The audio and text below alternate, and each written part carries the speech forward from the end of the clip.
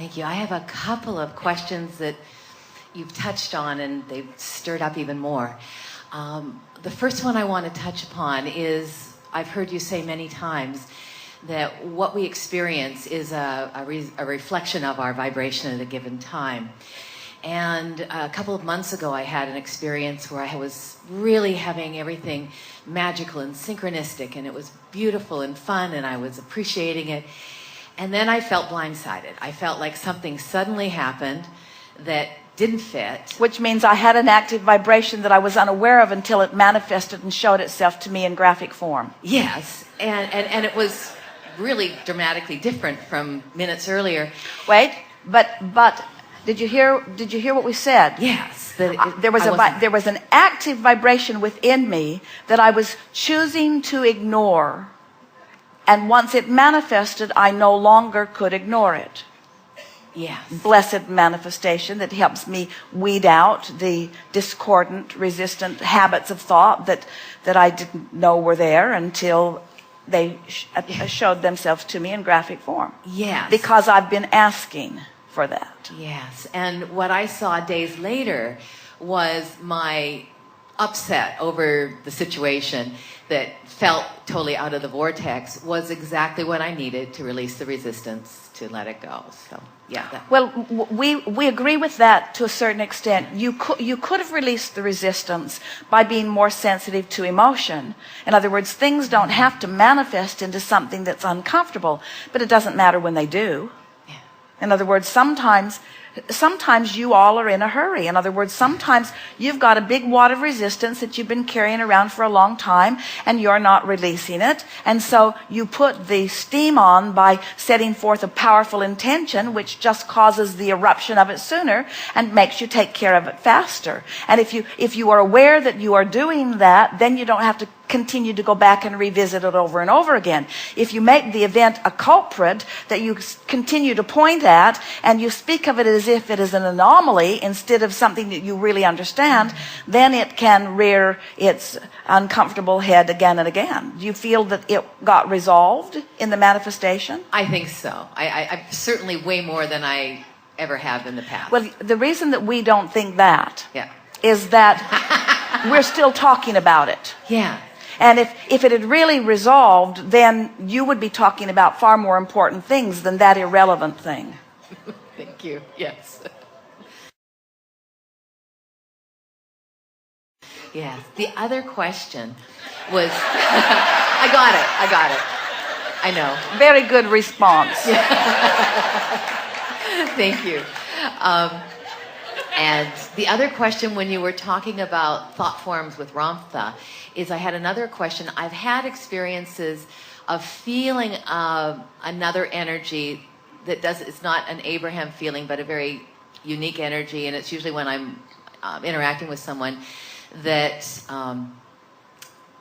they may have been asking or talking about a loved one who's passed or something, and I've always had a distaste for being described like as a medium and not wanting to go there, because I've always felt that the medium, that word medium that people have attributed to some other people, they talk about things that don't seem to come from non-physical. Well, let's use the word medium in the context of empathizer or energy seer or recognizer, and realize that when you interpret energy, you can interpret it from the source energy point of view or from you see, once someone reemerges into non-physical, the vibration of that which they were is still accessible to those who are sensitive to energy. Yeah. So, but it's not different from moving around in your day-to-day experiences and having access to high-minded thoughts or petty thoughts, thoughts of appreciation or thoughts of criticism. In other words, the more you train yourself, the more you deliberately quiet your mind and allow your vortex to train your vibration into alignment with who it is, who you really are, then the less access you would have to any of that. Now let's take what we were talking about with our friend earlier about the different vibrational aspects of people, because you are really a vibrational mixed bag, and the potential of rendezvousing with one another on many, many levels is there all the time. When you become someone who really cares about how you feel. So you tend to your frequency deliberately. Your life becomes so much easier because not only do you then have to no longer sort through who you're meeting on a physical level. In other words, traffic is better around you, and people who interact with you are lining up with the whole of who you are. We didn't get that far in our analogy earlier, but if you are 100% or even 90% in any moment of time in alignment with your vortex, then large parts of the population that surrounds you, it cannot access you in any way. Now, when you begin to understand that the population that surrounds you are not just physical bodies that are walking around, it's every thought that has ever been thought that is moving around, it really makes it feel prudent to do this really simple, basic, core work of getting into the vortex, because you have so much less stuff to sift through. So it's a good thing that you are sensitive to energy. It's an even better thing when the energy you're sensitive to is the energy that matches that which you really want and that which you really are. Thank you. That alleviates the fear of tapping into things that I didn't feel aligned with. So, yeah. Jerry and Esther have a very dear friend who they met in one of their first public experiences with Abraham. And she was on her way, she told them this later, she was on her way to the seminar not knowing who they really were. And she had been a student of Ramtha, she had been a student of many things, and in her own experience, she was very visually translating. In other words, she often saw someone walk through her bedroom in the night in the form of what she described as a ghost. She was an energy translator visually. So she is on her way to see Jerry and Esther, to meet Jerry and Esther, and a very small group in Dallas, Texas. And she said out loud as she was driving, "Abraham, are you angel or devil?" Which gives you a little bit of idea of where she was coming from, because she had not yet learned about vibration. She had not yet learned about her inner being. She was a translator of energy and was translating all kinds of different things, and so having different kinds of experiences. And even though there is nothing that could be defined as devil, she could feel the difference between aligning with source and not, and that was the distinction that she was making.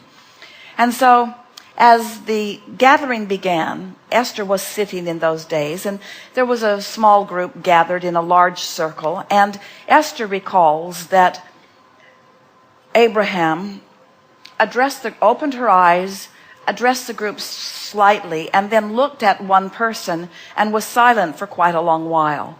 And Esther remembers feeling a little unsettled in it, because that was not the normal way that a gathering began. And then a week or two later, as Jerry and Esther became acquainted with this woman, she said that during that time that Abraham was addressing her silently, that the entire room had filled with angels' wings. In other words, it was our answer to her question in a way that she could understand. Now, what we are getting at with all of that is no one else in the room saw the angel's wings. Esther was not even aware of the projection of that. She was only aware that it was unusual and that there was something interesting going on. So what we are getting at in any interaction with anyone, whether you're interacting with non-physical, whether you're interacting with one another, there are all kinds of potential rendezvous points, and to try to pigeonhole and catalog them all would make you crazy. It's ever so much better just to come to a place of knowing who you are through some testing and trial and error, so to speak. There is no error and there is no trial, but just by feeling around until you've felt yourself into alignment, and then just watch the magnificent rendezvous that you have on all levels with all beingness. In other words, the physical angels who come to you will be a vibrational match to where your predominant pattern of thought is. And we want to begin calling it, even in this gathering, rather than a predominant pattern of thought, a predominant vibration, a predominant feeling, a predominant knowing. We would like to call the word love an emotion, but we would also like to call the word knowing an emotion. We want you to know. We want you to allow your vortex to let you know it. And the only way you can allow your vortex to let you know it fully is by quieting your mind, by de-emphasizing thoughts, by getting less specific about things that bother you, by almost getting tongue-tied. Have you ever started to tell someone a negative story and it just goes right out of your mind? That's because the story that you for a moment started to tell is not a vibrational match to who you predominantly are. And so as you allow your vortex to train you into knowing who you really are, then the energy that you rendezvous with will always be the perfect energy at the right time to unfold this delicious life. Not because there's something meaningful that you need to know that the energy knows that it's trying to teach you, but because it's fun. This constant evolution and expansion of beingness is just such a delicious, fun beingness, you say. Something more? No, I'm good. Thank you.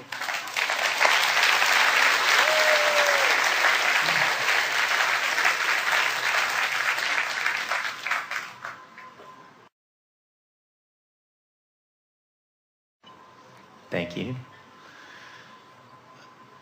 My question is specifically around metaphysics. Because the things that I'm learning and reading at the moment, that has my attention at the moment. And what I'm wanting to know is specifically how emotion and feelings manipulate particles, photons, the very smallest parts of our physical reality. They don't at all. They don't. Feelings and emotions. Feelings and emotions are only indicators of vibrational relationships. In other words, let's say that the particles are in motion because of attention to them by someone projecting thought. The emotion is just the indication. The emotion is not energy. It's the indicator of the combined relationship of vibration or energy. So is the thought more the energy than the emotion? The thought is the energy. The emotion is the indication of it. Right. And what it all is, you see, basically, we were going to ask you what you mean by metaphysics, but we'll jump in here first by saying to you that there is Source, who we are coupling with your inner being, with who you really are, with who you are and what's in your vortex. So there is source, opinion. Now opinion, by opinion we mean knowing, viewpoint. But when we're talking about the opinion of source, we mean the knowing of source, the knowledge of source, source knowing. Then there is what you are thinking in the moment. And there is a relationship always between your vibration or energy or thought and the vibration or energy or thought or knowing of source. The emotion that you feel is about the relationship. So when you know what source knows, you feel full, you feel whole, you feel frisky, you feel eager, you feel love, you feel passion, you feel joy. But when what you know is off what source knows, then you feel a diminishment, an emptiness that you might describe as frustration or anger or depression and further illness, you see. So the emotion indicates vibrational relationship. Okay. The reason I ask about metaphysics is because some of the things I'm reading at the moment has proposed that what we experience isn't so much stuff we're attracting per se, but from the things I'm reading, it's we are in fact manipulating the stuff our reality is made of, and we're coming and we're meeting it. Well, that is incorrect. Oh, okay. Because there is no assertion. There is only attraction. And attraction comes to all vibrating being. So there is power of influence. In other words, we were talking with our friend just now who wants to assist another ailing body to come into vibrational alignment with well-being. So he said to him, if you, by following your emotion, can come into alignment with who you are and what you want and who this person is and what this person wants. If you can come into vibrational resonance with the well-being of this person, then you can hold the vibration of that, and there is strong likelihood that the rest of that person will join you in that alignment, and wellness will ensue. So there is absolutely the power of influence, which may be what they are talking about, but there is no assertion. Influence, yeah, okay. So, and influence can happen toward wanted and unwanted, but the alignment of the energy of source is so much more powerful. In other words, alignment with what's in the vortex is so much more powerful than any alignment out of the vortex, that you never need to worry about someone for very long influencing you away from your source. And when it's happening, you can feel it because you don't feel good. Okay.